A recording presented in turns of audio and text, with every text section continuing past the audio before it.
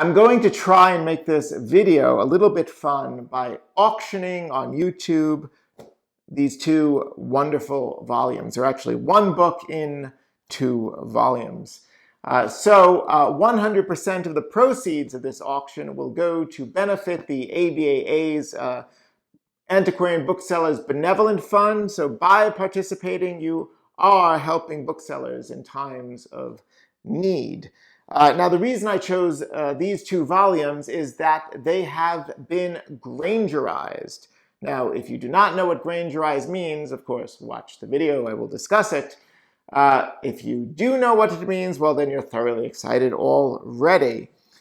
So to participate in the auction, first and foremost, you must listen to me wax philosophical, express my deep and abiding, almost obsequious love for these two volumes, unrequited love, notwithstanding they are inanimate objects. And to place a bid, importantly, you must do so in the comments section on YouTube.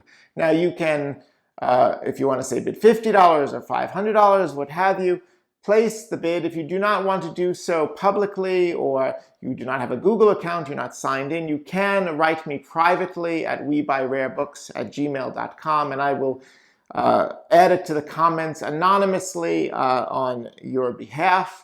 But I do want to keep it as transparent as possible, so do try and place the comment yourself. The auction will run until May 23rd, Sunday, coincidentally my birthday, at 12 p.m. Eastern Standard Time, at which point the highest bid will get the books. Now, of course, I also want the buyer to be happy. So for any reason, if you are not 100% satisfied with the volumes, no problem, send them back. So let's discuss the volumes now. First of all, every bookseller loves a box. So let's take these out of their slipcases. Immediately we see these are rather splendidly bound in green crushed Levant Morocco. Very fine tooling, especially to the inner boards. It's quite splendid. Now, when we see a binding of such high quality, we immediately look to see if it is a sign binder. Usually it is indicated on the inside of the board somewhere, and sure enough, it says here, bound by H. Zucker in Philadelphia. So right away, we see that this is a fine American binding, which is interesting, even though it is in the European style. Now, I did Google. Hyman Zucker was a bookbinder in Philadelphia, and immediately pops up an ad from the turn of the century in which he opened his own bookbinding studio, and he proclaimed that he had worked for 19 years as an apprentice to Nicholson and Pawson, a well-known bookbinding firm in Philadelphia. Nicholson and Pawson was indeed a very interesting firm. John Nicholson authored in 1859 the first manual on the art of bookbinding, and he worked with an English binder there at Pawson. So this very fine binding is obviously done in their technique and style by a protege or apprentice, to one of the earliest and most important fine American bookbinders. So a little splendid treasure there. Let's look now at the title of the work. This is the Memoirs of the Beauties of the Court of Charles II, printed in London in 1838. Now, I love the period of Charles II, the restoration of the king in English history. Charles II, exiled to the Netherlands, he had to witness the execution of his father, Charles I, from afar. And when he returned to England in 1660, after the interregnum, the period of Cromwell, he was greeted with great jubilation, because there was such a suffocation during the periods for some of the arts and sciences from the Puritanism of that there was a great excitement by the people when he regained the throne. I think that, Sir Winston Churchill in the History of the English-Speaking People, he said something to the effect of that the English people of the period would rather prefer the laxity of the sinners than the strict discipline of the saints. Rather laugh with the sinners than die with the saints. Although I think that second part is Billy Joel. But nevertheless, the same sentiment. And immediately he instituted reform. He allowed, for instance, women to partake of their own roles in the theater, and this led to a great flowering of creativity in the arts and sciences. You had people like Aphra Behn, the important woman playwright, who used a lot of sexuality in her Restoration comedies, to poets like John Milton, and of course, in the sciences, you had the Royal Academy, and perhaps the greatest scientific book ever in the period, written by Sir Isaac Newton. But it was not only a period of intellectual and artistic triumph. There was great adversity as well. Naturally, you had the plague in the period. You had the Great Fire of London in 1666 on Pudding Lane. So a lot to overcome in this remarkable turbulent period of English history that, of course, led to the Enlightenment and the greatness of the British Empire, building on that foundation. It was also considered, with regard to these volumes, one of the most hedonistic courts of the period. There was a lot of intrigue and gossip about the women that surrounded the court, the mistresses of Charles II.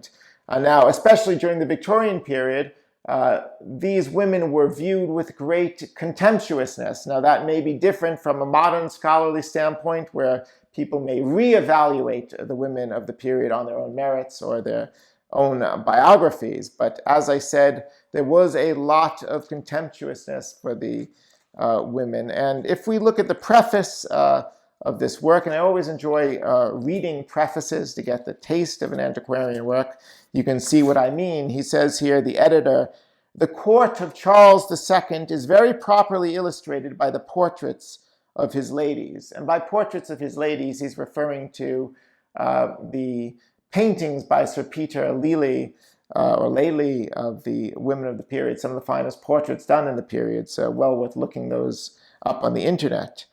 He says, "It was by their secret influence that the most important affairs of state were directed.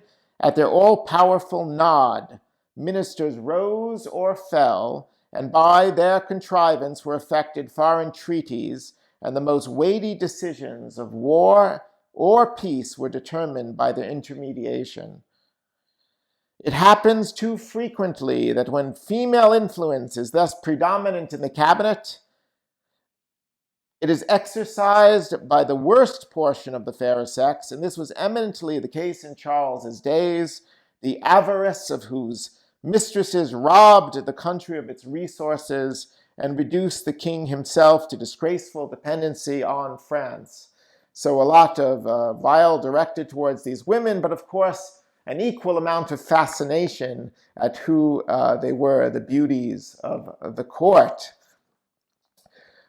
So that is the volume itself. Now we get to the part on Grangerization. Grangerization is essentially adding illustrations, engravings, additions to a work, sort of like fattening it up. And it sort of sits somewhere between, I would say, in the 17th century, you had commonplace books where you would write down snippets from various sources to, in the 19th and 20th centuries, we have scrapbooking. So smack dab in the middle, we have Grangerization. And it was named after James Granger, at least formally, who in 1769 wrote a history of England, and he more or less invited the purchaser to add engravings to the book. So it became very fashionable to do so, sometimes to the extreme.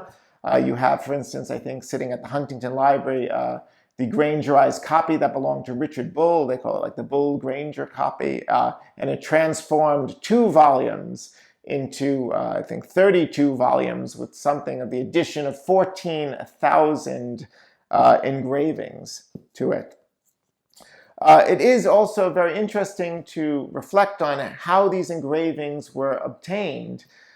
Because if you were an aristocrat in the period early on in the 18th century, I'm sure you had the leisure and money to go out and find these engravings. But by the 19th century, there was a whole industry that was created to supply bibliophiles and collectors with various prints and engravings.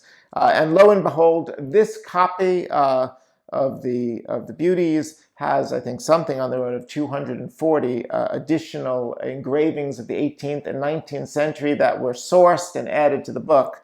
So you can imagine the amount of time it was necessary to acquire those engravings before they had been thoughtfully and beautifully bound. One of the things I love about Grangerization is the great, I would say, schism in the book collecting world in the 19th century between book collectors who viewed Grangerized books as, objects of beauty and fascination and coveted them, versus other bibliophiles who, of course, felt that they were creating, the demand was creating unnecessary damage to other volumes from which they were sourced. And a lot of invective between the two camps was spilled between papers and in the press. And this great feud, I don't know if it was like the Montagues and the Capulets or the Hatfields and McCoys, may have even have risen to the level, well, maybe, of Kanye West and Taylor Swift. Thankfully, they did not have microphones in the period. As an example of some of that, I have printed some 19th century opinions on the matter here. Now, I should add, as an environmentalist, I usually save my printing ink for either printing FedEx labels or 19th century invective. So here is some invective from papers of the period. One critic calls Grangerization a monstrous practice of hungry and rapacious book collectors, and he diagnoses those with a vehement passion of furious perturbation to be closely observed and radically treated wherever it appears, for it is a contagious and delirious mania. So another, I don't know if this is from Dibdin, it sounds, but if not, from a follower, he calls collectors of the period book ghouls. He says they search for title pages, frontispieces, illustrations, and book plates. He prowls furtively among the public and private libraries, inserting wetted threads which slowly eat away at the illustrations he covets. He broods like the obscene demon of Arabian superstitions over fragments of the mighty dead. So that's about Grangerizers and book ghouls. Let's look at some of the prints in this volume just to have a taste here.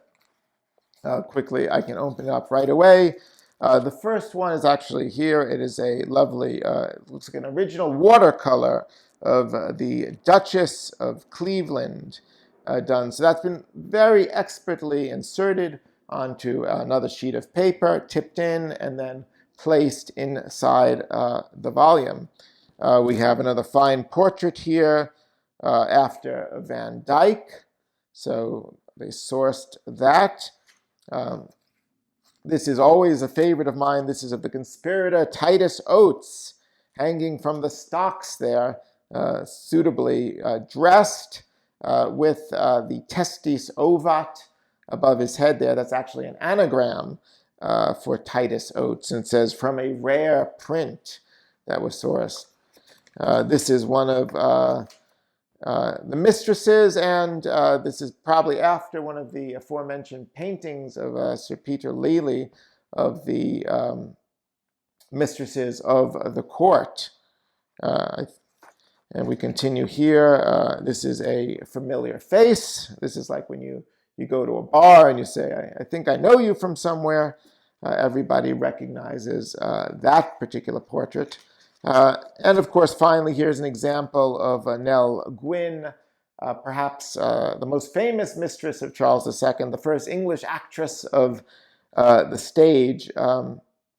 Interestingly, I think it was Samuel Pepys called her Pretty Witty Nell. So long before Leonard Bernstein and West Side Story, we had somebody who was both pretty and witty. So as I said, this is a small example of the many engravings and illustrations from the 18th and 19th century that have been cut from sources and rebound to Grangerize these two splendid works. So by bidding, to quickly recap, you are getting a very fine example of American bookbinding. You are getting an intriguing work of one of my favorite periods of English history of Charles II, all the seductiveness and intrigues of the court of his mistresses, and of course, a fabulous example of the Grangerized work, which is naturally a wonderful example of the material and visual culture of the book in history. So again, thank you so much for watching, and do bid in the comment section up to 12 p.m. May 23rd, and I will announce and send the book to the winner, of course, and donate the proceeds. And do subscribe, and I look forward to discussing more antiquarian books in the future.